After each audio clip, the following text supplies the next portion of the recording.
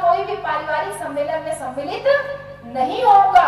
आज के बाद मैं किसी के मरने में मृत्यु भोज खाने के लिए नहीं जाऊंगा और मैं अपने नाम पे कोई भी रुपया पैसा बैंक बैलेंस नहीं रखूंगा।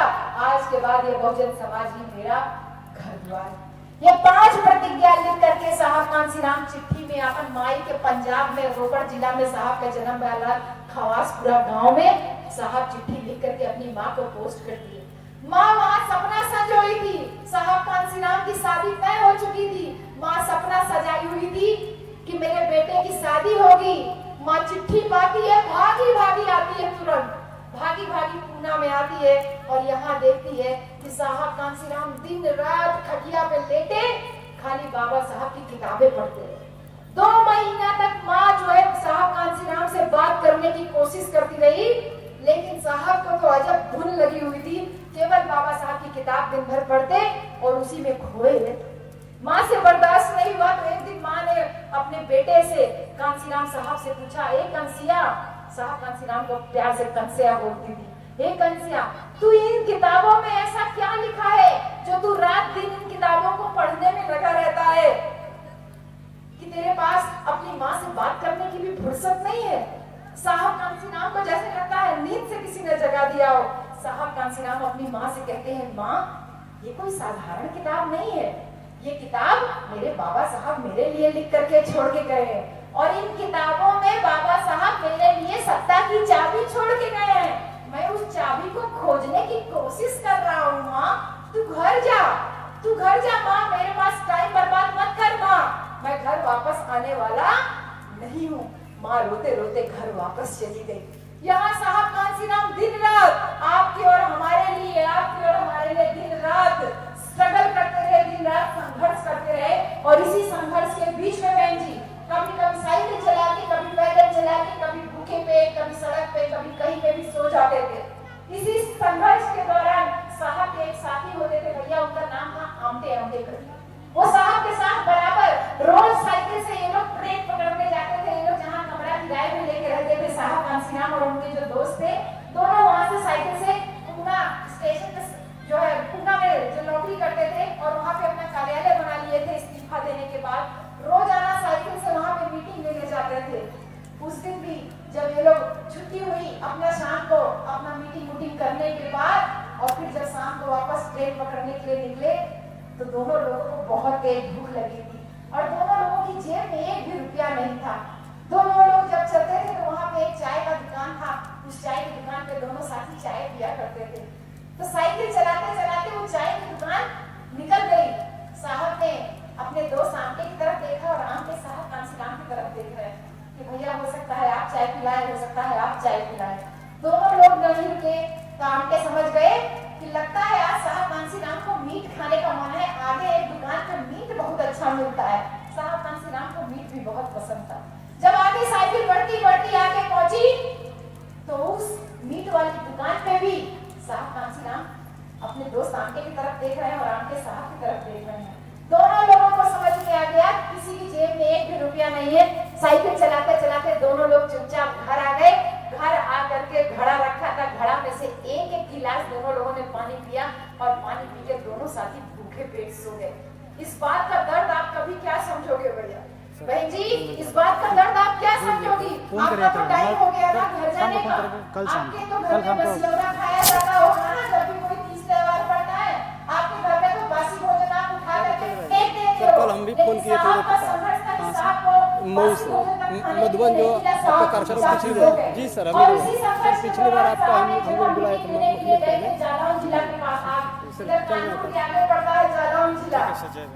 साहब कांसीराम वहां पर मीटिंग ले रहे थे और मीटिंग लेने के बाद रात में सारे साथी सो गए। उस दिन किसी के पास पैसा नहीं हुआ कि रात में खाने वाने की व्यवस्था हो जाए।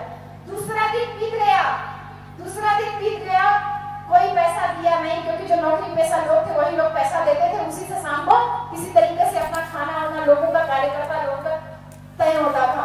दूसरा दिन भी बीत गया, खाना खाने के लिए नहीं मिला।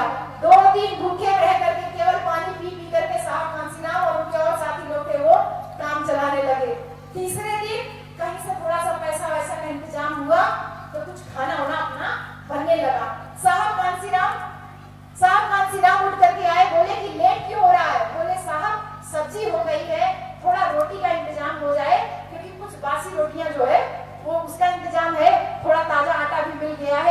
और उस ताजे आटे की रोटी थोड़ा बन जाए तो रोटी बनने में थोड़ा टाइम है और बाकी खाने का इंतजाम हो गया है। साहब कांसीराम मीटिंग छोड़ के गुस्साते हुए आए जहाँ पे खाना बन रहा था। देखिए आलू उबल रहा था, आलू की सब्जी बन रही थी और कुछ बासी रोटियों का इंतजाम हुआ था। वो रोटियां टोकरी में पड़ी थी, एक आदमी आटा सान रहा था।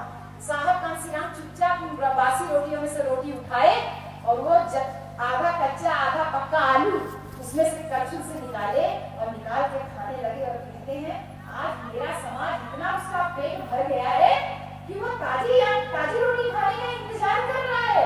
क्या तुम्हारा पेट वो समय भूल गए कि जब तुमको खाने के लिए नहीं होता था, आज तुम ताजा और बासी देख रहे हो। बासी रोटी खा करके साहब कांसीराम अपनी साइकिल लेकर के मिशन के लिए जुट गए। मेरे प्यारे भाई लोग, साहब कांसीराम को सच्ची श्रद्धांजलि अगर देना चाहते हो आप लोग तो साहब के जीवन की एक एक घटना को याद रखिए, एक एक घटना को याद रखिए। साहब एक साइकिल हमेशा अपने साथ में रखते थे, उसी साइकिल से साहब कांसीराम ने इतना बड़ा आंदोलन खड़ा किया। साहब कांसीराम साइकिल लेकर के वो जो चाय की दुकान थी, वो एक चाय की दुकान पे अपने कार्यकर्ता लोगों के साथ में रोज बैठ के चाय पीते थे। उस दिन भी साहब कांसीराम एक चाय की दुकान पे रुके अपने साथी लोगों के साथ में, वही आमटे जी भी उनके साथ में थे। साथ में रुके चाय की दुकान पे, चाय वाय पिए पीते बात करते रात का 11 बज गया।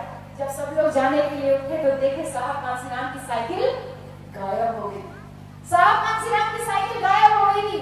साहब कांसीराम तुरंत हल्ला मचाने लगे, मेरी साइकिल ढूंढो, मेरी साइकिल ढूंढो।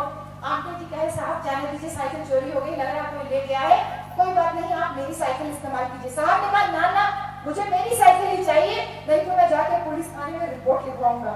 जब पुलिस थाना की बात हुई तो जो ईरानी होटल था उसका मालिक थोड़ा डर गया और पता चला कि उसी ईरानी होटल में काम करने वाले एक बैरे ने साहब कांसीराम की साइकिल चुराई। वो बैरा साइकिल लेकर के भागा भागा आया, साहब कांसीराम को उनकी साइकिल दे दिया, कहा साहब मुझसे बहुत बड़ी गलती हो गई, ये रही आपकी साइकिल और इसकी चाबी। साहब ने साइकिल तो ले ली लेकिन उस बैरे को 2-4 झापड़ लगाया और फिर पुलिस थाने में जाकर रिपोर्ट लिखा के उसको जाके पुलिस के हवाले कर दिया।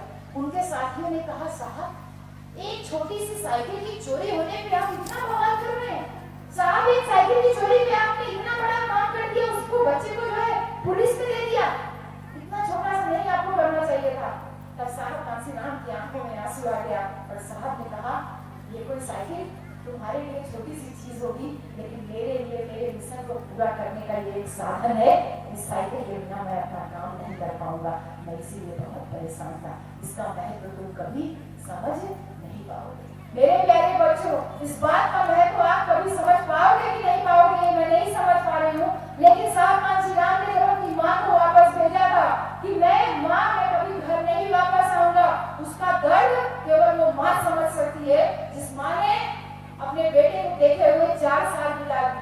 साहब कांसीराम लगातार आपकी और हमारे लिए संघर्ष करते रहे, लगातार संघर्ष करते करते साहब कांसीराम ने संगठन बनाया बम से। जो नौकरी करने वाले लोग थे उनसे कहा कि तुम लोग हर महीने अपनी नौकरी का 15% 20% हिस्सा जो नौकरी ना करने वाले लोग हैं उनके ऊपर खर्चा कीजिए। साहब कांसीराम ने कहा कि जो नौकरी नहीं कर रहे हैं उनकी जिम्मेदारी भी है आप लोगों के ऊपर, इसलिए अपने समाज के लिए आप अपनी नौकरी का 20% पैसा दीजिए। इसको साहब ने कहा पे बैक टू सोसाइटी। लेकिन आज करके ये देखिए क्या लोग हो रहे हैं, नौकरी मिलेगी तो आपन भाई भतीजे के भूल जाइए, आपन मेहरारू, आपन लड़का, आपन घर, आपन गाड़ी, आपन कार, आपन घर द्वार, खुद आपन होला, समाज पाछे चल जाए। इसीलिए साहब कहते थे तुम लोग बहुत नालायक हो, तुम लोग रिजर्वेशन खाने वाले लोग हो, तुम लोग बहुत नालायक हो, तुम लोग रिजर्वेशन वाले हो, तुम हमेशा मांगना सीखते हो, तुमने हमेशा मांगना जाना। और साहब ने इसी बात को आगे बोला, कहा कि ये जो दलित है, ये जो पिछड़े हैं, ये लोग बहुत नालायक हो और जब तक तुम नालायक रहोगे तब तक मनवादी व्यवस्था काबिज रहेगी और तुम्हारे ऊपर हमेशा सवालों का शासन होता रहेगा। समझ गए भैया?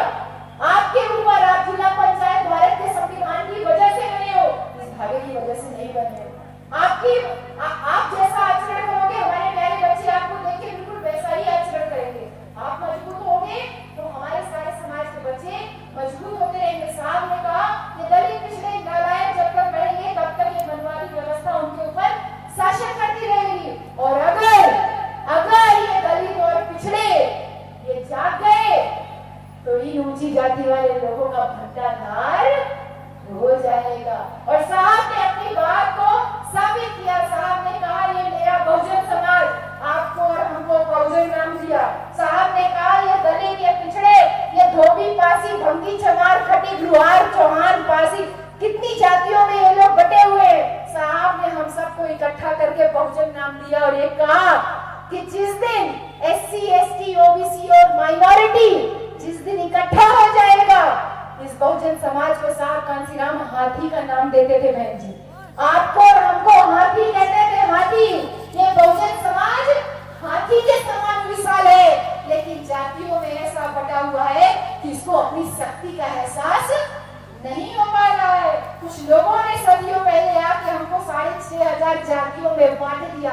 साहब ने 6,500 में से 650 जातियों को इकट्ठा करके नाम दिया बहुजन और कहा कि ये बहुजन समाज हाथी के समान विशाल है, लेकिन जातियों में ऐसा बटा है कि इसको अपनी शक्ति का एहसास नहीं हो पा रहा है। लेकिन साहब एक बात कहते थे, जिस दिन ये मेरे बहुजन समाज को अपनी शक्ति का एहसास हो जाएगा, अपने वोट की ताकत का एहसास कर लेगा, उस दिन ये जो बैठा हुआ हाथी है, ये उस दिन फिर से उठ करके खड़ा हो जाएगा। और जिस दिन हाथी फिर से उठ के खड़ा हो गया ना भैया, ये जितना पौ पौ पौ गधा कुत्ता सुअर चिल्लाओ करा था ना, यहाँ हुआ बिल्कुल हुआ है। हाथी के पैर तले पूरी तरीके से कुचल के रह जाएंगे, बसर के रह जाएंगे, खत्म हो के रह जाएंगे। ये बात केवल बहुजन या किसी एक पार्टी विशेष की नहीं है भैया, बात बहुजन समाज की है। SC, ST, OBC, माइनॉरिटी जिस समाज के अंदर साहब कांसीराम ने वो चेतना भरी, उस चेतना को भरने के दौरान तो साहब अपने घर तक नहीं गए, लेकिन लगातार आपके और हमारे लिए संघर्ष करते रहे। और इस संघर्ष के दौरान साहब कांसीराम ने, लोग साहब कांसीराम को अवसरवादी बोलते थे, साहब कांसीराम ने एक बहुत बड़ा संगठन बना के खड़ा किया और उस संगठन के लिए साहब कांसीराम रात दिन लगे रहते। किसी के साथ इकट्ठा गठबंधन होने को मिलता, अवसर मिलता, मौका मिलता, तो साहब कांसीराम उससे पीछे नहीं हटते थे। और इसी तरीके से 1993, 94, 95 में जब पहली बार साहब कांसीराम ने उत्तर प्रदेश में सरकार बनाई, तो उनके एक साथी थे, उनका नाम था अंगद यादव। नाम सुने भैया? अंगद यादव जी, आजमगढ़ वाले अंगद यादव जी। साहब कांसीराम ने पहली बार जब गठबंधन की सरकार उत्तर प्रदेश में बनाई, तो उस समय अंगद यादव जी उनके बहुत बड़े सहयोगी थे आजमगढ़ के। अंगद यादव जी उसमें मंत्री हुए। साहब कांसीराम दिन भर बात करके अपना सुबह शाम को सोए, सुबह उठ के जब नहाए, नहा के अपना कपड़ा फैलाए, कपड़ा फैला के अपना अंदर काम करने के लिए चले गए, तो अंगद यादव जी ने देखा कि जिस कांसीराम ने हम लोगों को इतना बढ़िया पैंट टी-शर्ट, बढ़िया कलर लगा हुआ कपड़ा पहनाया, वो कांसीराम की चड्डी और बंडी में इतना बड़ा छेद है। उनका दिल बड़ा देर घुटने लगा और वो तुरंत गए साहब कांसीराम के लिए 4 जोड़ा नया अंडरवियर और बनियान सिलवा करके लाके साहब कांसीराम की अलमारी में रख दिए और उनका पुराना चड्डी बंडी लिखा उसको उठा के फेंक दिए। अगले दिन जब सुबह साहब कांसीराम नहाने के लिए गए, तो अलमारी में अपना कपड़ा खोज रहे हैं, उनका वही फटा हुआ कपड़ा था, वही खोज रहे हैं। अब कपड़ा वो तब तो मिलेगा, तो वो समझ गए किसकी शरारत है। तुरंत बुलाए अंगद यादव जी को, बोले अंगद इधर आ, तेरी शरारत है, मेरा कपड़ा कहाँ गया? अंगद यादव जी बेचारे साहब के सामने पूरा डर के रहते थे। बोले साहब, उसमें इतना बड़ा छेद हो गया था, हम लोगों को आप इतना बड़ा अधिकार दिला दिए, इतना बड़ा कोट पैंट पहनते हैं हम लोग, और आप वो फटा हुआ अंडरवियर बनियान पहनते हैं। साहब उसको हम हटा दिए, नया सिलवा के रख दिए। तब साहब कांसीराम उनको प्यार से बुलाए, बोले अंगद मेरे पास आओ। पास में बुलाए, उनके कंधे पे हाथ रखे और बोले अंगद, मैं अगर फटा हुआ बनियान पहनता हूँ तो ये मैं शर्ट के अंदर ही तो पहनता हूँ, शर्ट के अंदर तो मुझे कोई नहीं देख रहा ना। अगर मैं फटा हुआ चड्डी पहन रहा हूँ तो इसको पैंट के अंदर ही तो पहनना, लेकिन उसके अंदर तो मुझे कोई नहीं देख रहा ना। लेकिन मेरे समाज में ऐसे बहुत सारे लोग हैं जिनके पास ये फटा हुआ अंडरवियर और बनियान पहनने के लिए नहीं है। इस कपड़े की जरूरत मुझे नहीं, बल्कि उस समाज को है। अगर तुम देना चाहते हो तो इस समाज को ले जाकर के। ऐसा था साहब कांसीराम का व्यक्तित्व। और आज आप क्या करते हैं बहन जी? आज तुम्हारे इतना बड़ बनाई हो गई है कि एक बियाह में अगर एक साड़ी पहन लिया जाए तो तोड़ल जाए, आप दूसरे बियाह में कैसा साड़ी पहन लिखू वाले बियाह में पहन गया था। सही बहन जी? दूसरे बियाह में साड़ी रिपीट ना हो रही है। और मेरे प्यारे नौजवान साथियों, आप लोगों का भी वही हालत है, आप लोगों का भी वही हालत है। जहाँ कपड़ा थोड़ा 2-4 बार पहन के धुल के पुराना हुआ, उसके बाद या तो उसका भूसे के लिए बोरा सिला जाता है, या तो तकिया में ही डाल दिया जाता है। अरे साहब कांशीराम के त्याग को समझिए, उस समर्पण को समझिए, उस भावना को भूल गए हैं, इसी वजह से अपनी ताकत को आप भूल गए हो। कोई भी आकर के आपको और उनको लड़ा करके चला जाता है। जब पहली बार मंत्री पद पाए थे उस समय आरके चौधरी जी साहब कांशीराम के बहुत नजदीक थे, बहुत नजदीक थे। साहब कांशीराम लखनऊ एयरपोर्ट पे हवाई जहाज पकड़ने साहब को जाना था। मंत्री थे लखनऊ के गेस्ट हाउस में साहब कांशीराम के साथ में। चौधरी जी निकले बाहर, साहब कांशीराम गाड़ी देख रहे हैं, उनकी काली वाली गाड़ी कहाँ है वो दिखाई नहीं दे रही। चौधरी जी की लाल बत्ती लगी हुई गाड़ी खड़ी थी सामने। साहब कह रहे गाड़ी कहाँ है? वो कहने लगे साहब ये गाड़ी सामने है, बैठिए इसमें। साहब ने कहा तू तो मंत्री है, ये गाड़ी तेरी है। मैं तो मंत्री नहीं हूँ ना, तो इस गाड़ी में मैं नहीं बैठ सकता, मेरी गाड़ी कहाँ गई? साहब कांशीराम गाड़ी देखने लगे, मुझे एयरपोर्ट जाने के लिए जो मेरे लिए गाड़ी मंगाई गई थी वो कहाँ है? चौधरी जी बहुत जिद किए लेकिन साहब उसमें नहीं बैठे। कहे काली वाली गाड़ी किसकी है? बोले साहब वो अपने गाड़ी है। साहब फटाक से जाके काले रंग के अम्बेसडर कार में बैठ गए, उनके साथ साथ चौधरी आके चौधरी भी जाकर के बैठ गए। और जब दोनों साथी एयरपोर्ट के लिए जब गए तो जो लोग लखनऊ गए हैं जहाँ पे साहब कांशीराम इको गार्डन इस समय बना हुआ है, उस जगह पे पहले जेल हुआ करती थी बच्चों, पहले जेल हुआ करती थी। जब साहब कांशीराम की गाड़ी उसके सामने से निकली तब साहब कांशीराम अपने साथी से बोल रहे हैं, आरके चौधरी जी से बोल रहे हैं, ए चौधरी जरा पीछे देख, वो गाड़ी के पीछे उजम मोटका रहल, की सब्जी उगावत रहल, का नाम रहल ओकर? कहने लगे वो निषाद जी। कहने लगे हाँ। कहे देखो अपनी लाल बत्ती लगी गाड़ी में मेरे पीछे आ रहा है। हाँ आ रहा है। सामने कह रहे जो देखा पतरका जो मछली मारत रहल, देखा वो गाड़ी के पीछे आ रहा है। साहब ने कहा एक कोयरी थे और एक निषाद थे। बोले हाँ साहब वो भी अपनी लाल बत्ती लगी हुई गाड़ी में पीछे आ रहे हैं। साहब कांशीराम की आंखों में आंसू आ गया। साहब ने कहा वो समाज जो कभी मछली मारता था जिसको कोई पूछता नहीं था, वो समाज जो सब्जी उगाता था जिसको कभी कोई पूछता नहीं था, आज उस समाज ने अपनी वोट की ताकत का एहसास कर लिया तो लखनऊ की सड़कों पे मंत्री बन गया। और लखनऊ की सड़कों पे जब लाल बत्ती लगी हुई गाड़ियों में निकलता होगा तो इन मनवादी लोगों के छाती पे सांप लौटता होगा। ये देख करके आज मेरा सीना गर्व से चौड़ा हो गया। इतना बोलते साहब कांशीराम की आंखों में आंसू आ गया। कितना त्याग किया साहब कांशीराम ने आपकी और हमारे लिए। माँ से मिलने के लिए नहीं गए, लेकिन दुनिया कई बार बहुत छोटी हो जाती है। साहब कांशीराम की मीटिंग उनके अपने गांव में ही लग गई, पंजाब के रोपड़ जिला में। साहब की माँ भागी गई साहब के पिताजी के पास में, बोली बेटा की मीटिंग लगी है, चलो बेटा को मना करके वापस घर ले आते हैं। साहब के पिताजी कहते हैं जो लड़के ने अपना घर द्वार छोड़ दिया वो लड़का मेरे लिए मर चुका है, मैं उसको बुलाने के लिए नहीं जाऊंगा। बाप का दिल कठोर होता है, माँ का दिल मुलायम होता है। बाप ने मना कर दिया लेकिन माँ भी दिल नहीं माना, गई साहब की मीटिंग में। और ऐसे ही बहुत बड़ी सभा लगी थी। साहब की माँ पीछे जाके एकदम खड़ी थी और देख रही है कि जिस बेटे ने अपना घर द्वार छोड़ दिया उस बेटे को सुनने के लिए इतना दूर से लोग आए हुए। साहब कांशीराम का भाषण चलता जा रहा था, पीछे माँ खड़ी थी। माँ की आंखों से लगातार आंख से आंसू लगातार बहते जा रहे थे। जब साहब का भाषण खत्म हुआ तो माँ धीरे चल के आगे आती है साहब कांशीराम के सामने पड़ती है। जब कुछ लोग ही रह जाते हैं, 8-10 लोग साहब के आसपास रह जाते हैं। जैसे साहब कांशीराम की माँ उनके सामने आती है, उनको पकड़ के बहुत तेज रोने लगती है।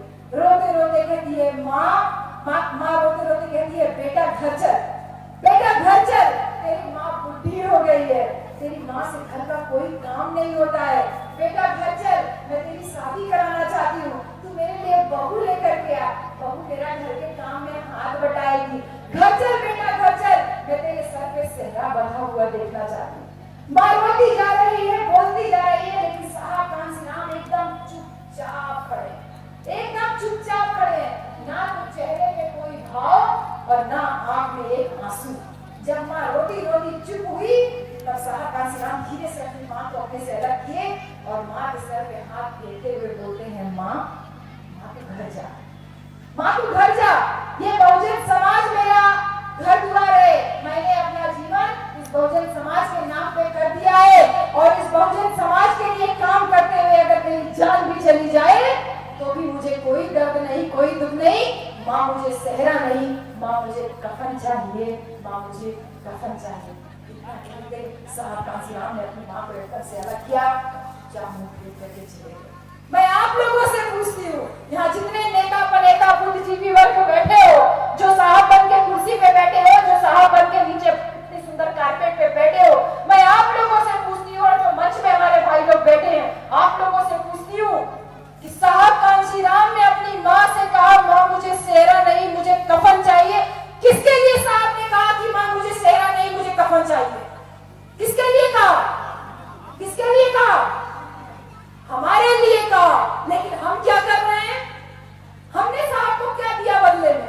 जो साहब आजीवन शादी नहीं करते हैं, जो साहब आजीवन अपने नाम पे 1 रुपया बैंक बैलेंस नहीं रखते हैं, जो साहब अपने नाम पे कोई धन संपत्ति मकान नहीं रखते हैं, उस साहब को आप लोग बदले में क्या दिए? बताओ, क्या दिया आपने बदले में?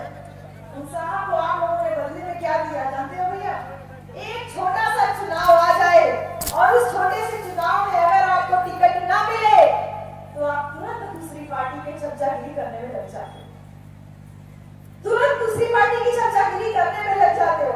साहब कांसीराम ने ऐसे लोगों को कहा कि आज मेरे समाज में आरक्षण की बदौलत जो नौकरी पाए हुए लोग हैं, क्या भैया गलत तो नहीं कह रहे ना, जो नौकरी पाके संपन्न हुए लोग हैं, ये नौकरी पेशा लोग की वजह से जो समाज के बाकी लोग हैं, उनके दिमाग में भी केवल नौकरी रहती है कि मुझे नौकरी मिलनी चाहिए, नौकरी से नीचे वो सोच नहीं पाते। इसकी वजह से हमारे समाज में चमचों, दलालों, भाइयों की फौज खड़ी है। साहब आप तो हमारे जैसे लोगों को एकदम चमचा बोल देते हो, जो समाज का काम करना नहीं जानते, सिर्फ अपना पेट भरना जानते हैं। साहब ने कहा कि चमचों की फौज खड़ी हो गई, जो केवल अपने बारे में सोचती है, अपने समाज के बारे में बिल्कुल भी नहीं सोचती। साहब ने इसमें कहा कि चमचे की जरूरत तब पड़ जाती है, चमचे की जरूरत तब पड़ जाती है जब समाज मजबूत होता है। जब समाज मजबूत होता है तब उस समाज में चमचों की फौज खड़ी की जाती है, कभी दारू दे करके, कभी पैसा दे करके, कभी भगोड़ा बांट के, कभी छाता बांट के, कभी हैंडपंप बांट के, कभी टुपुल बांट के, कभी सड़क बांट करके समाज में चमचे पैदा किए जाते हैं। और आज साहब कांशीराम की 86वीं जयंती के अवसर पर मुझे ये कहते हुए बहुत दुख हो रहा है कि इन नौजवान बच्चों को जो टी-शर्ट पहने हो ना, बाबा साहब का फोटो लगा हुआ, देख के गौरवान्वित महसूस करती, बहुत गर्व होता है तुम लोगों को देख करके। लेकिन आपके जैसे युवा बच्चों को गाइड करने के लिए आज साहब कांशीराम ने जिन चमचों से आगाह करने के लिए कहा था, उन्हीं चमचों में से एक नया चमचा हमारे और आपके बीच में पैदा कर दिया गया, जो नाम तो साहब कांशीराम का ले रहा है, लेकिन वास्तव में काम समाज को तोड़ने का कर रहा है। और शाम तक मुझे लगता है उसकी खबर भी आपको उनको मिल जाएगी। मुझे बहुत अफसोस होता है युवा बच्चों को देख करके कि सारे बुजुर्ग साथी आप लोग दिन भर चौराहों में सट्टी पे खाली बैठ करके सुरती खाइए, बीड़ी पिए, मसाला खाइए, सुबह सरकार बनाते हैं, शाम तक सरकार गिरा के घर में चले आते हैं। और आजकल में एक नया प्रकोप फैला हुआ है, नया प्रकोप फैला है कि कोरोना हो जाएगा। ठीक है, कोरोना हो जाएगा, कोरोना भाई डर तो सबको लगना चाहिए, सर्दी जुकाम। लेकिन मजे की बात देखिए, हमारी यूनिवर्सिटी भी बंद हो गई, आपका कॉलेज भी बंद हो गया, सब लोगों के कॉलेजेस बंद हो गए, यूनिवर्सिटी बंद हो गई, स्कूल कॉलेज बंद हो गए। और क्या बंद हुआ? देश विदेश में जाना बंद हो गया, मंदिर मस्जिद बंद हो गया, ईश्वर अल्लाह बंद हो गया, एक छोटे से कोरोना वायरस के डर की वजह से। एक छोटे से वायरस का इतना बड़ा खौफ है और बंद हो गया। और लोग चुप, कौन कौन चुप है? तंत्र मंत्र वाले चुप, हवन पूजन वाले चुप, शनि राहु केतु उतारने वाले चुप, पंडित पुजारी चुप, चर्च के पादरी चुप, मौलवी चुप, 33 करोड़ देवी देवता कुल चुप। ई नाय के केहू के शराब दे दे, केहू के भस्म कर दे, या कोरोना पर मरी चली जाए, कुल चुप, सब चुप। एक कोरोना वायरस ने इतना बड़ा खौफ पैदा कर दिया, इनके डर ना लगा, देखा सुर्ती रगड़ा है। बहनी केतनो समझा, कुकुर के पूछ बाल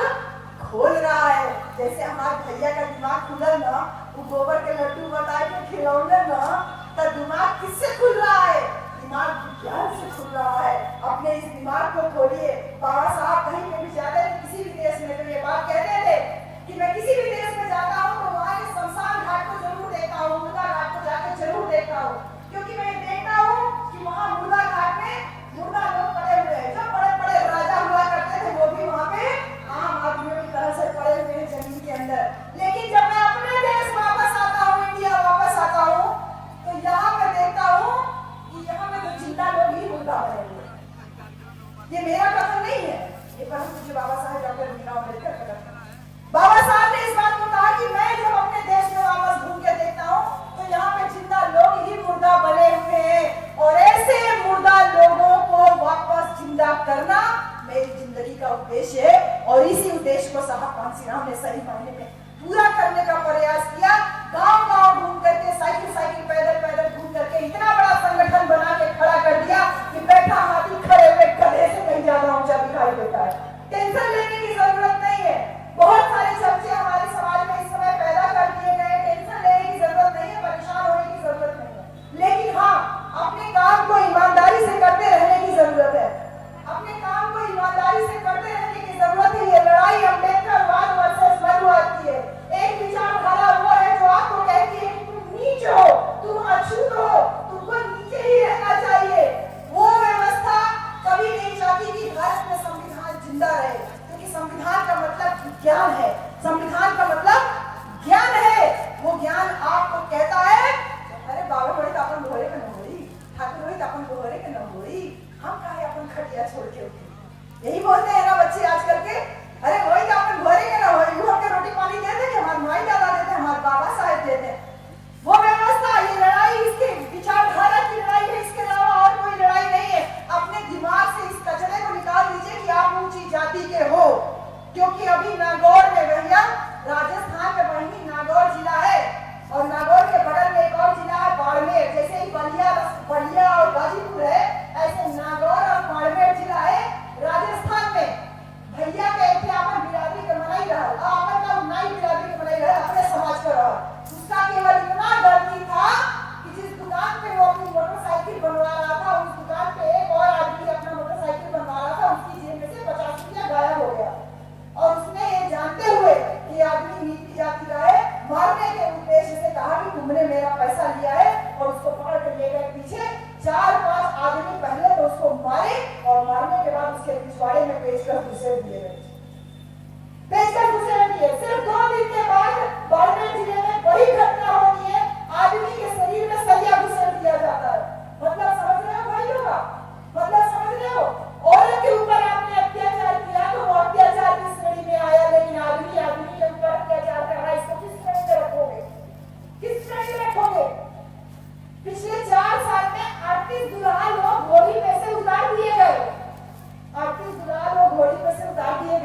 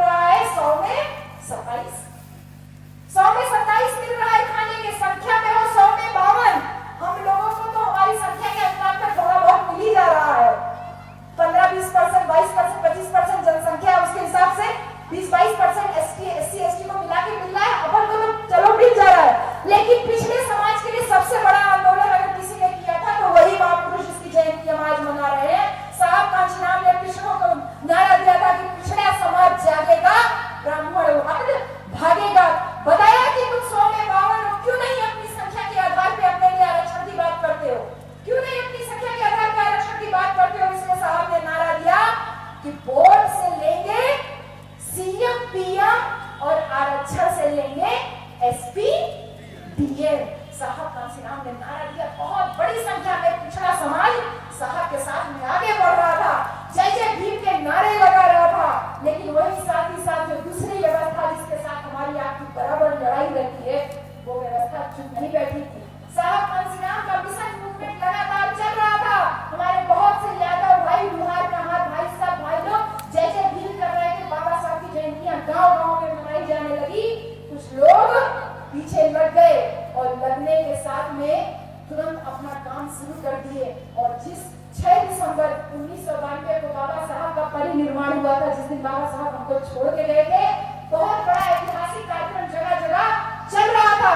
उसी दौरान कुछ लोगों ने, साहब कांसीराम ने जो नारा दिया था कि आरक्षण से लेंगे एसपीडीएम, मंडल कमीशन लागू करो वरना कुर्सी खाली करो, ये पिछड़े समाज को जगाने के लिए साहब कांसीराम ने नारा दिया था। लेकिन पीछे पीछे दूसरी व्यवस्था काम करने लगी और उसने मंडल के ऊपर कमंडल की राजनीति चालू कर दी। आपसे कहा कि तुम नून रोटी खाएंगे लेकिन मंदिर वही बनाएंगे और उसके बाद धागा हाथ में पहनाएंगे और फिर आपको और हमको गुलाम बनाएंगे। वो व्यवस्था लगातार काम कर रही थी और उसने देखा, लोगों को बरगलाया, अरे कांसीराम ने तो चमारों की पार्टी बनाई है, तुम तो वही हो, तुम तो चमार से ऊंचे हो ना। अरे कांसीराम ने तो चमारों की पार्टी बनाई है, तुम तो कांसीराम से उससे ऊंचे हो। अरे कांसीराम ने तो चमारों की पार्टी बनाई, तुम तो धोबी हो, तुम तो उससे ऊंचे हो, तुम तो लुहार हो, तुम कहार हो, तुम सुनार हो, तुम सब उससे ऊंचे हो। तुम काहे कांसीराम के साथ में काम कर रहे हो? लेकिन कांसीराम साहब कभी किसी से डरे नहीं, लगातार काम करते रहे। लेकिन साहब कांसीराम का स्वास्थ्य कमजोर होता गया, साहब कमजोर होते गए, बीमार पड़ गए, हार्ट अटैक, हार्ट वाला जो पेसमेकर, बहुत सारा उनको बीमारी भी लग गया और फिर उनका काम लगातार जारी रहा। उस बीमारी हालत में भी डॉक्टर ने उनको कहा कि केवल 15 मिनट से ज्यादा आप बैठ के काम ना कीजिए। जब डॉक्टर ने उनसे कहा कि 15 मिनट से ज्यादा काम ना कीजिए, उस दौरान भी साहब कांसीराम बिना थके बिना रुके 18 घंटा काम करते थे। जब साहब कांसीराम ने पार्टी बनाई, उससे पहले साहब ने कहा कि मेरा एक अखबार होना चाहिए, हमारे बहुजन समाज का एक अखबार होना चाहिए। और साहब कांसीराम ने बहुजन टाइम्स नाम के अखबार को जब प्लान किया, बनाने का सोचा, तो 2 महीने से लगातार तैयारी करते करते कि 10 तारीख को 10 अप्रैल को साहब कांसीराम उस अखबार को छाप करके इसका उद्घाटन करना चाहते थे। 5 दिन पहले ही साहब कांसीराम पूना पहुंच गए कि अखबार वहीं से प्रिंट होना था। 5 दिन में 4 दिन तक लगातार बिना सोए हुए, केवल लगातार साहब कांसीराम बराबर उसका अपडेट करते हैं कि कैसे हमारे बहुजन समाज का एक अखबार निकल जाएगा। और जब रात को करीब 2 बजे जब उस अखबार का पहला पन्ना प्रिंट हुआ, यानी 10 तारीख की रात में 2 बजे 1984 की बात है, जब पहला पन्ना प्रिंट हुआ तो साहब की आंखों में खुशी से आंसू भर आए और साहब ने कहा, चलो अब सोने चलते हैं, आप बहुत थकान हो रही है, चलो सोने चलते हैं क्योंकि सुबह अखबार का उद्घाटन भी करना है। और फिर साहब कांसीराम देख रहे हैं कि अखबार के दफ्तर में बैठे हैं, बहुत सारा बंडल पड़ा है, मशीन खटर पटर कर रही, तो वहां तो नींद आएगी नहीं। साहब अपने साथी से कहते हैं कि चलो बाहर चलते हैं, बाहर गिट्टी उट्टी पड़ी हुई है, मौसम सुहाना, हवा लगती रहेगी, चलो बाहर चल करके बैठते हैं। और साहब अपने साथी के साथ बाहर आए, बाहर यही सड़क बनाने वाली बजरी पड़ी थी, साहब उसी पे लेटे और लेटते ही साहब कांसीराम को नींद आ गई। और 5 बजे जब उनके बाकी सारे कार्यकर्ता लोग आए कि अब तैयारी करनी है, तो साहब कांसीराम को सड़क पे बजरी पे सोता हुआ देखे तो साहब को जगाए, कहे साहब चल के कमरा में सो जाइए, वहां सो जाइए, वहां सो गई। तो 5 बजे नींद खुली, बोले ना जितना सोना था सो लिया, अब चल के तैयारी करनी है क्योंकि आज हमारे बहुजन समाज का पहला अखबार निकल गया। इस मेहनत को समझिए मेरे प्यारे भाई लोग, कोई भी आकर के आपको एक छोटा सा साधन उपलब्ध कराता है, उस साधन के बदले में अपने वोट का सौदा कर देते हो। यही वजह है जो बाड़मेर में घटना हुई, आपका दूल्हा जो घोड़ी से उतारा जा रहा है, इसके पीछे और कोई जिम्मेदार नहीं, इसके पीछे आप और हम जिम्मेदार हैं। रोजाना अपनी जाति को ऊंचा साबित करने में लगे रहते हो, अलग लगे रहते हो, इसीलिए मार खा रहे हो, इसीलिए पीटे जा रहे हो। वो साहब कांसीराम थे जिसने इस मनुवाद की नाक में दम कर दिया, मनुवाद की नाक में दम कर दिया था। ये नारा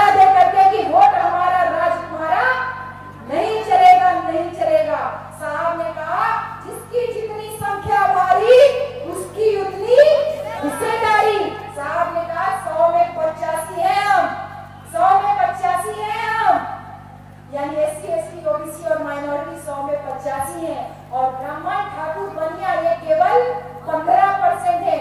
और साहब कांसीराम अपनी इस बात को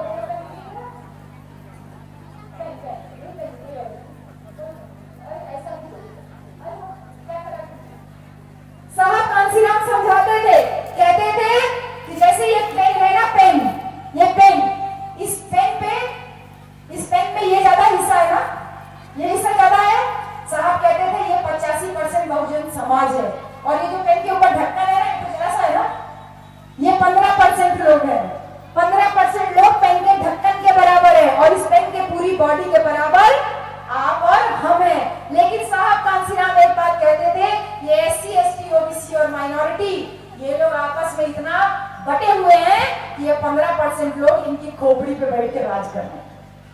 एकदम ऐसे ही बताते थे, ये आपकी खोपड़ी पे बैठ के राज कर रहे हैं। इस व्यवस्था को साहब ऐसे करना चाहते थे, ऐसे करना चाहते थे, यानी कि बराबरी पे लाना चाहते थे। और उसके बाद साहब कांसीराम इस व्यवस्था को ऐसे करना चाहते थे, यानी जिसकी जितनी संख्या भारी उसकी उतनी हिस्सेदारी। बहन जी 100 में 85 हम हैं, राजा किसका होना चाहिए?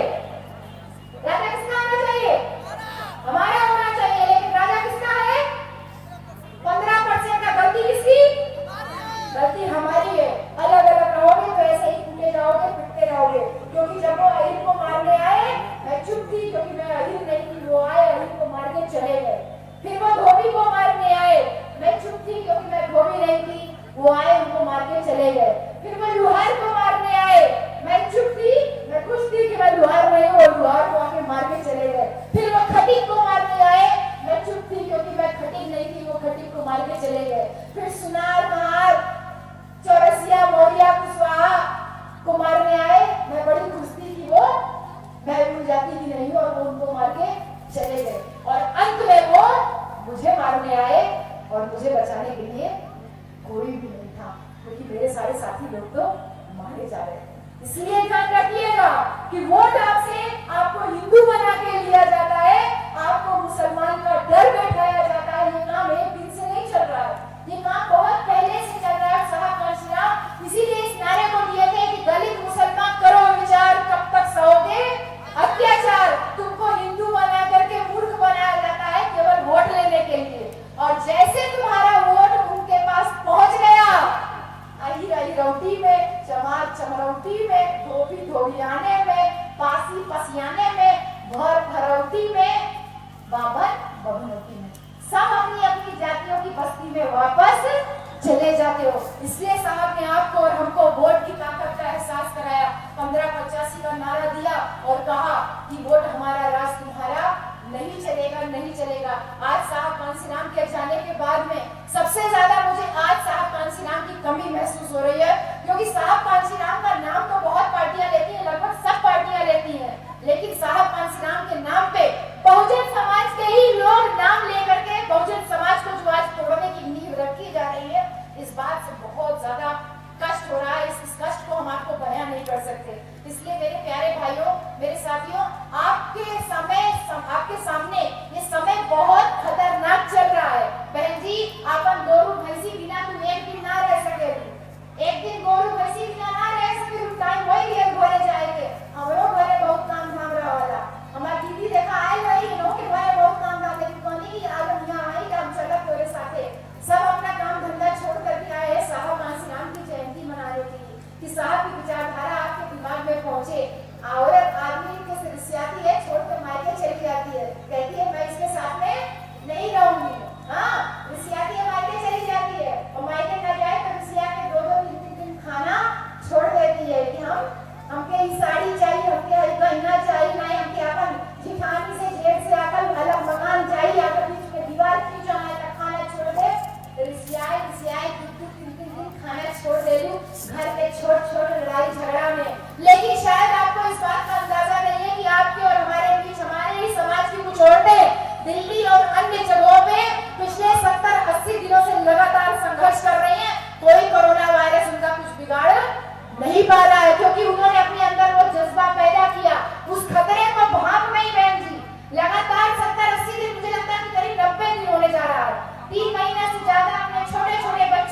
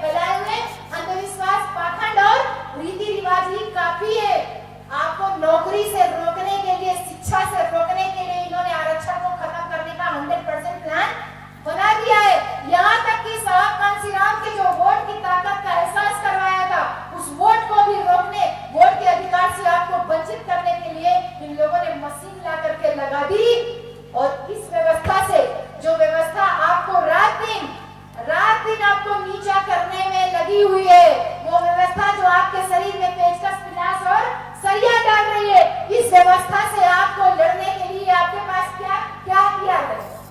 इस व्यवस्था से लड़ने के लिए आपके पास कौन सी तैयारी है? कौन सी तैयारी है? शिक्षा नहीं है, आपके पास बीड़ी है, आपके पास सिगरेट है, आपके पास दारू है। शिक्षा कितना पढ़ पाओगे मेरे प्यारे बच्चों? शिक्षा को तो पूरी तरीके से प्राइवेट किया जा रहा है। मुझे बहुत अच्छे से याद है भैया, जब हम छोटे थे, स्कूल पढ़ने जाते थे, तो माँ रोज पूछती थी कि बेटा आज स्कूल में क्या पढ़ाया गया। हमारी माँ एकदम अनपढ़ है बहन जी, लेकिन रोज पूछत रही कि आज तुम्हें स्कूल में क्या पढ़ाया गया है। हम रोज बताते थे माँ आज ABCD पढ़ाया गया, काका दादा पढ़ाया गया। लेकिन आज का बच्चा जब स्कूल से आता है तो माँ क्या पूछती है? बेटा आज क्या खा के आया, आज स्कूल में तेरे क्या बना था? हाँ, पहले लेवल पे जहाँ पे आत्मसम्मान बढ़ता है, जो शिक्षा का पहला चरण होता है, बच्चा नर्सरी KG में कक्षा 1-2 में पढ़ने जाता है, जहाँ आत्मसम्मान बढ़ता है, उस जगह पे बच्चे को भिखारी बना दिया गया, हाथ में कटोरा थमा के, हे हमको देना, हे हमको देना, हमको देना।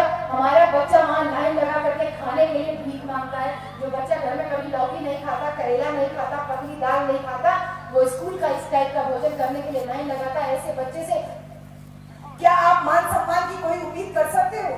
उसका मान सम्मान तो पहले ही लेवल में तो कुचल ही दिया गया, और जब उसका मान सम्मान पहले ही लेवल में कुचल दिया गया, तो ऐसे बच्चों से आप क्या उम्मीद कर सकते हो कि हम आगे बढ़ करके हम कितना आगे काम कर पाएंगे? फिर भी हम संघर्ष कर रहे हैं। हमारी वो बहनें जो दिल्ली में संघर्ष कर रही है, वो इस खतरे को भाग चुकी है, वो संघर्ष कर रही है। और वो जो खतरा है, वो जानते हो कौन सा खतरा है? जानते हो किस बात का खतरा है? एक छोटी सी कहानी आपको सुनाती हूँ। पहली, मान लो तुम्हारा घर 2 मंजिला घर, बढ़िया से अपने घर में रह रही है आपको कोई शादी विवाह या कोई काम पड़ा, आपको जाना पड़ा अपने रिश्तेदार के यहाँ बम्बई। आप पड़ोसन को चाबी दे दी कि भाई हमारा घर जो कहीं देखा भैया, हम तनी काम निपटा के आ रहे हैं। तू आपका पूरा घर सबके साथी होती रही के संबंधी लोगों के साथ में आप चली गई अपन मुंबई काम करने के लिए। आपको वहां पे फंस गई, काम टाइम ज्यादा लग गया, 1 महीना लग गया। 1 महीना बाद आप वापस आई। आपके पड़ोसी ने क्या किया? आपके घर की चाबी तो उसके पास थी, उस पड़ोसी ने घर के अंदर घुस के आपके घर का कागज निकाल लिया। कागज निकाल करके घर बेच दिया, और घर बेच करके उसका पैसा अपने पास रख लिया। जब आप 1 महीना बाद वापस आई तो पता चला आपका घर तो बेचा जा चुका है। तो पड़ोसी से तुरंत कही कि भैया चाबी ला। कहने लगे कैसा घर? कह रहे हमारे घर की। कह रहे कब दिया था? कह रहे मैं गई थी वहां, मुंबई गई थी, वहां जाने से पहले मैंने तुमको चाबी दिया था। बोले किसका घर? कह रहे मेरा घर। कह रहे वो तुम्हारा घर का, वो तो उसका घर है। कह रहे कि तुमने ऐसा कैसे मेरे घर को बेच दिया? वो तो मेरा घर था, मैं तुम्हारी पुलिस में कंप्लेंट करूंगी। उसने कहा चुप मार के मुंह बंद करके बैठो, अगर पुलिस में जाओगी तो तुम्हारे घर को डिटेंशन कैंप बना के तुमको उसी में बंद करवा दूंगा। मतलब समझ रहे हो? मतलब समझ रहे हो? जितना मूंछों पे ताव देना है भैया दे लीजिए, जितना धन संपत्ति जोड़ना है जोड़ लीजिए। आपसे आपके ही देश में आपके नागरिक होने का सबूत मांगा जा रहा है। इस खतरे को कुछ लोग भाग गए और लगातार उसके खिलाफ संघर्ष कर रहे हैं, मोर्चा खोल दिए हैं। और इसीलिए आप लोग भी उस चीज से तैयार हो जाइए, उस चीज के लिए तैयार हो जाइए बहन जी कि आदमी से रिसिया के 2 दिन खाना नहीं खा रही है। इस प्रैक्टिस को बना के रखिएगा, क्योंकि भारत के संविधान की मूल भावना खतरे में है, बल्कि भारत का पूरा संविधान ही खतरे में है। उसको बचाने के लिए आप लोगों को भी जब निकल के बाहर आना पड़ेगा, तो 2-3 दिन क्या हो सकता है कि 1-1 हफ्ता खाना पानी ना मिले। तो क्या आप उस लड़ाई को लड़ने के लिए तैयार हैं बहन जी? भारत के संविधान को बचाने की लड़ाई के लिए तैयार हैं? क्या अपनी वो जो बहनें जो देश के कोने-कोने में संघर्ष कर रही हैं, उनका साथ देने के लिए आप तैयार हैं? इतना धीमे से तैयार हो तो तुम्हारा दुनिया का कोई भी जो शक्ति है वो आप तुम्हारा जो है कोई भी साथ दे नहीं सकती है। इस बात को समझ लीजिएगा। आपको बरगलाने के लिए चमचों की फौज लगी हुई है। इस बहुजन समाज की एकता को तोड़ने के लिए सारे उत्तर प्रदेश में ही लगाए गए हैं। इस उत्तर प्रदेश में जिसमें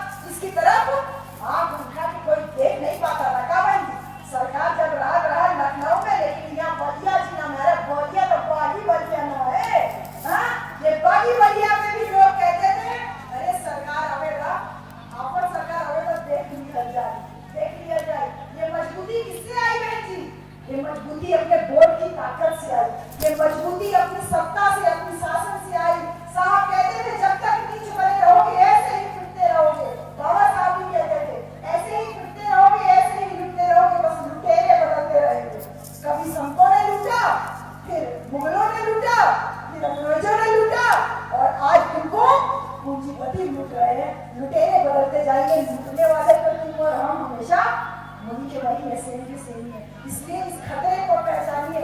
रात दिन आपके अगल बगल टीवी चैनल पे केवल एक न्यूज प्रचारित की जाती है, तुम्हारा दुश्मन मुसलमान है, जबकि एक्चुअल में कुछ और बात है, पीछे तो कुछ और चल रहा है। कहा जाता है तुम्हारा दुश्मन मुसलमान है, मुसलमान को पाकिस्तान भेज देना चाहिए। आप इनसे पूछिए भैया, अगर मुसलमान दुश्मन है, अगर मुसलमान हमारा दुश्मन है, तो हमको शिक्षा से वंचित क्या कोई मुसलमान करना है? बताइए, आपको और हमको जाति पाति में क्या किसी मुसलमान ने बांटा हुआ है? बताइए भैया, आपके साथ छुआछूत भेदभाव क्या कोई मुसलमान करना है? आपकी महिलाओं के ऊपर अत्याचार क्या कोई मुसलमान कर रहा है? और भारत के संविधान के साथ छेड़छाड़ क्या कोई शासन सत्ता में मुसलमान बैठा है जो कर रहा है? महात्मा गांधी की हत्या करने वाला, इंदिरा गांधी की हत्या करने वाला क्या कोई मुसलमान था? फिर भी ये लोग क्यों रात दिन टीवी में बहस कर दिखाते हैं कि तुम्हारा दुश्मन मुसलमान है? क्यों दिखाते हैं? ये दिखाते हैं कि कहीं ये पता ना चल जाए कि फातिमा शेख ही वो मुसलमान औरत थी जिसने तुम्हारे हमारे लिए शिक्षा का पहला दरवाजा दिया। ये डरते हैं कहीं पता ना चल जाए इतिहास का कि उस्मान शेख वो मुसलमान था जिसने आपके और हमारे लिए शिक्षा का पहला दरवाजा खोला। ये डरते हैं इस बात के लिए कि कहीं ये पता ना चल जाए कि वीर अब्दुल हामिद, ये हमारे गाजीपुर से हमारे शेर लोग आए, हमारे भाई लोग आए, लाल बहादुर भैया, पुलिस भैया और हमारे राजेश भैया, हमारे भैया लोग गाजीपुर से चल के आए, हमारे भैया साहिल वगैरह तो वहां से चलते हैं, हमारे सतीश भैया क्या बोलते देवरिया वाले, आपको वॉर में काम दे रही हूँ, आज जो काम होने जा रहा है अब आप लाठी खाने वाला काम कर रहे हो। देखिए भैया क्या बात है,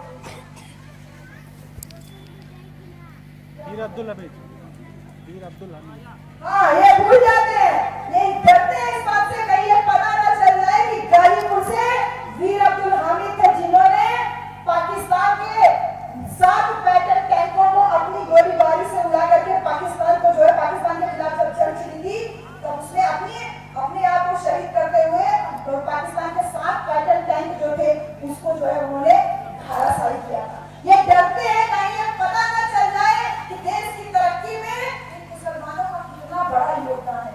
आपको ये बात को जान के बहुत आश्चर्य होगा, अगर मुसलमान काम करना बंद कर दे तो पूरी मुंबई एक दिन में ठप हो जाएगी, एक दिन में पूरा मुंबई ठप हो जाएगा, क्योंकि मुसलमान वो कौम है, हमारे बच्चे तो पढ़ लिख जाएंगे तो ठेला चाउमीन का गोलगप्पे का लगाने में तो शर्म आएगी, लेकिन मुसलमान वो कौम है जो चाउमीन का ठेला भी लगा लेता है और वीर अब्दुल हामिद की तरह देश के लिए शहीद भी हो जाता है, पढ़ लिख करके अफसर भी बनता है। मुसलमान वो कौम है जो साइकिल का पंचर भी छोड़ लेता है और एपीजे अब्दुल कलाम की तरह मिसाइल मैन बन करके वो देश का मान सम्मान गौरव भी बनाता है। मुसलमान हर एक छोटा काम करके और उसके साथ साथ वो पढ़ लिख करके वो जज भी बन जाता है, डीएम अफसर कलेक्टर भी बन जाता है और उसके साथ में देश का राष्ट्रपति पद और उपराष्ट्रपति तक भी वो पहुंच जाता है। ये सब लोग जानते हैं कि मुसलमान और जो दलित समाज और पिछड़ा समाज है, अगर ये एक हो गया, अगर ये एक हो गया, अगर इसको ये समझ में आ गया कि मुसलमानों के नीचा होने और पीछा होने के पीछे क्या राज है,